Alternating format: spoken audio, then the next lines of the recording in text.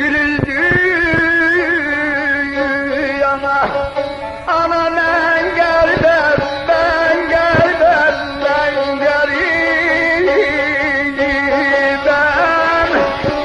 Bacı ben gelmem, ben gelmem.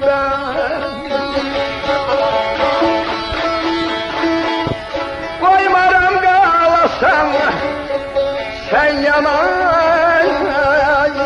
yana. Ana ben gelmem, ben gelmem. Bacı ben gelmem, ben gelmem.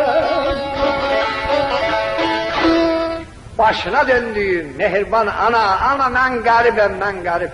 Koymaram kalasan sen yana yana. Ana ben garibim, ben garip. Dede ağlın elini danışma.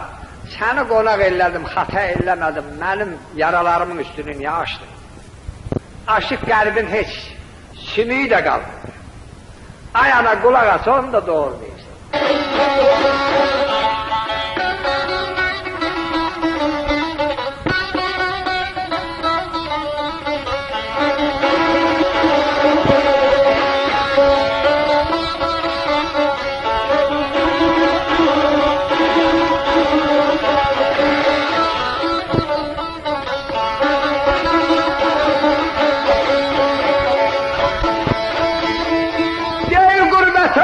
Düşme yana, haktan eğerdi.